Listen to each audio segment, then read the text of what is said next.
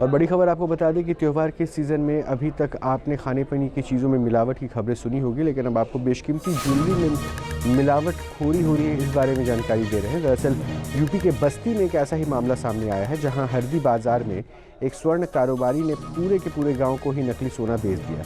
दाम असली सोने का, लेकिन माल पूरी तरह से नकली। बताया जा रहा है कि हरदी बाजार में एक शख्स ने राधा ज्वेलर्स नाम से दुकान खोली। 2 सालों तक उसने जमकर सोने का आभूषण बेचा और 2 महीने पहले अचानक दुकान बंद करके फरार हो गया। अब लोगों को शक हुआ तो एक एक करके सभी लोगों ने अपने आभूषणों की जांच करवाई, तो पता चला कि सबका सोना नकली है, जिसकी वास्तविक कीमत 100 रुपये भी नहीं है।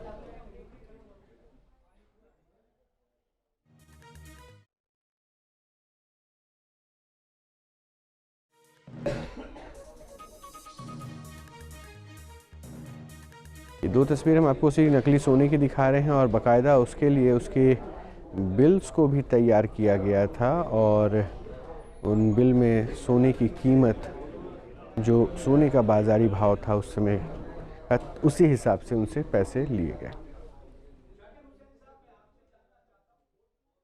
लगभग 4.5 लाख रुपए का जेवर था। 2 सेट, एक सेट हार था और एक सामान था जो एक औरत का होता है पूरा। अच्छा, 2 सामान था, 2 औरत का। डुप्लीकेट निकल गया, लगभग 1 हफ्ते बाद पता चला। तो ले जाके हम चेक कराए, सबसे पहले हम ही चेक कराए थे पूरे मार्केट में, यहाँ बालाराम साहु की दुकान पे। तो वहाँ पता चला ये डुप्लीकेट है भैया, 1% इतनी सोना है, ज़्यादा नहीं। वही सिद्धि विनायक ज्वेलर्स के क्वालिटी मैनेजर अब्दुल रहमान ग्राहकों को खास सलाह दी है। उन्होंने बताया है कि सोना खरीदते समय किन किन बातों का खास ध्यान रखना चाहिए। सबसे पहले आपको हम ये बता दें कि सोना आप किसी भी दुकानदार से खरीदिए तो सबसे पहले BIS का सिंबल होता है 18 कैरेट 750। उसके अलावा नीचे 6 नंबर का HYD नंबर होता है, वो देखना आपको अनिवार्य है। अगर वो HYD नंबर नहीं पड़ा होगा तो सोना वो आपका 18 कैरेट या 22 कैरेट का नहीं रहेगा, वो आपका कम कैरेट का निकलेगा सोना। तो कभी भी आप सोना किसी भी दुकान से लीजिए तो BIS का ऐप आता है, BIS केयर ऐप, उसको प्ले स्टोर से डाउनलोड आप कर लीजिए।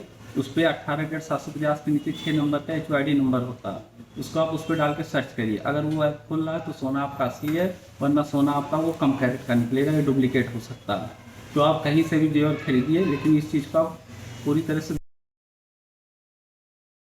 सबसे पहले सामान आता है, उसको रिसीव किया जाता है।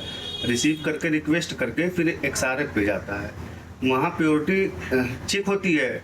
अगर उसके बाद फिर सैम्पलिंग पे आता है, सैम्पलिंग से फिर सामान काट के या उसको गलाया जाता है और गलाने के बाद लैब होता है, पूरा प्रोसेस होता है। उसके बाद फिर प्योरिटी उसकी निकल जाती है और जब प्रोसेस अगर पास हो गया तो फिर HYD नंबर जनरेट होता है। जहाँ भक्ति है हर शब्द में, कथाओं में छुपे हैं दिव्य रहस्य और ज्योतिष देता है जीवन को दिशा। धर्म से जुड़ी हर बातों को जानने के लिए हमारे चैनल स्तुति को सब्सक्राइब करें। चैनल पर जाने के लिए इस लिंक पर क्लिक करें।